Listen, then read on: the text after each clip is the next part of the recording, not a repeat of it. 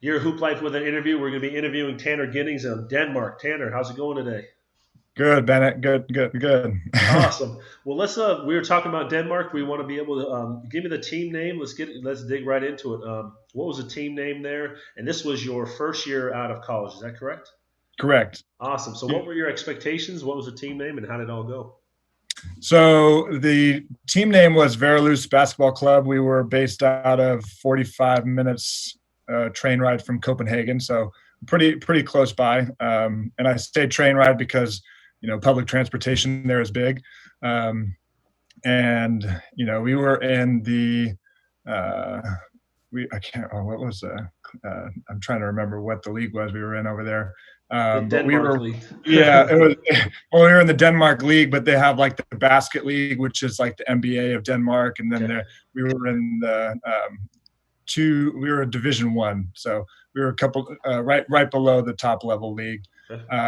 And what the situation was, I mean, we had one American per team, so that was where I filled the spot, and then the rest of the guys were college students going And ranging were they all the way up younger? to Was it you Warner. said it was a younger like players, or was it older players, or a good mix? It was a good mix. I mean, for the most part, it was probably 19, 20. And then me at the time, I was 23. And then we had a couple guys my age. Okay. So it was a mostly younger team. And so when you got there, you said you had the train ride, and you said it was but how big was the city? You said it was how far from Copenhagen? It was 45 minutes from Copenhagen, and it was like let's see, 25, 30,000 people, maybe. It was a small town. So it's like, sometimes those smaller towns are nice because you have like you're the only show in town. They give you nothing but love.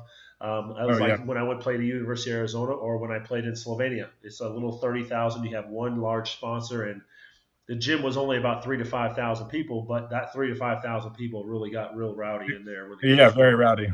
rowdy. Uh, And they like to drink over there too, so there's all that excitement you and, have and, any and you have any stories about beers being thrown on the floor or fans running out on the court or not anything? nothing like that. No, nothing crazy like that.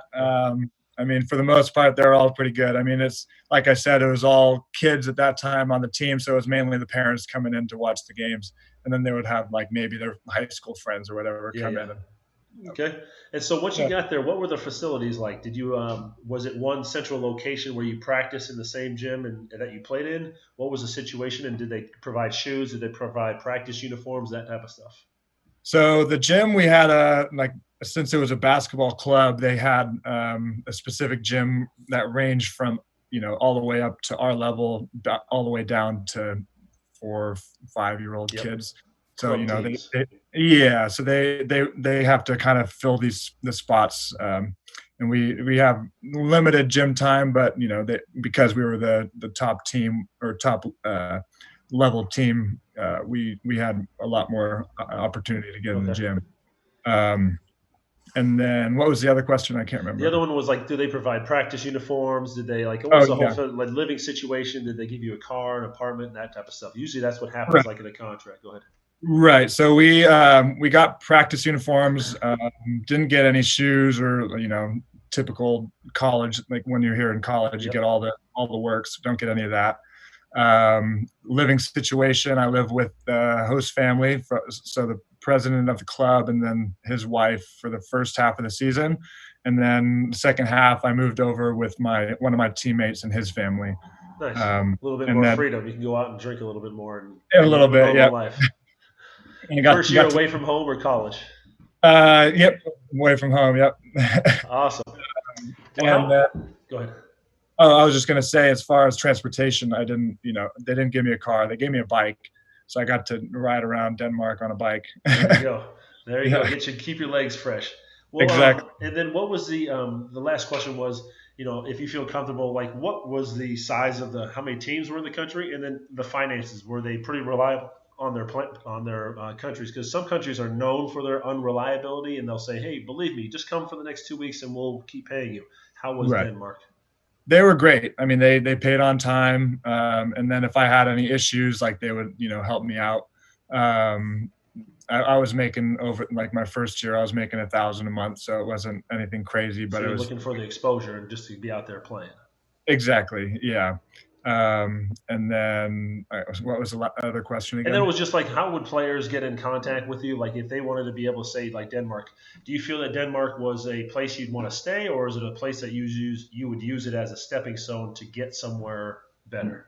So going over there, I thought it was going to be a stepping stone, and I can, move up from there. But after my season, I was able to find a contact in Canada, so that's where I moved over my second year. But I definitely think it was a great experience. I would recommend it because I had a buddy that actually went and played over there this past season, and he played in the basket league, which is the league right above mine. Uh-huh. I think he really enjoyed it as well. Okay. Um, but yeah, I mean, overall, I recommend Denmark. I think they're one of the leagues that will pay you on time and treat you well. And your experience over there was enjoyable. So, because you got to pretty much you sign a contract, get a contract Monday, sign it Tuesday, and they pack you up and leave Friday, Saturday, and then you're Right. out of the country for 10 months. So you got to kind of know, and that's the reason why I'm interviewing on this is specifically so that you can give this information or give knowledge to players that are possibly trying to reach out to yourself and find out what the situation for playing for Denmark is.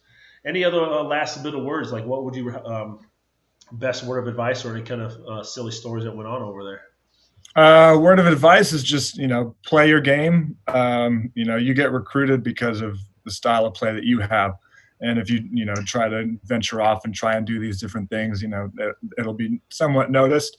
But you have a talent. You just go use what you got. And so, as an American, are you one of the main guys that they want to get the ball to every single time? Yep. I was the biggest guy on the team and one of the most talented. So they worked through me and just kind There of you go. built their plays around me.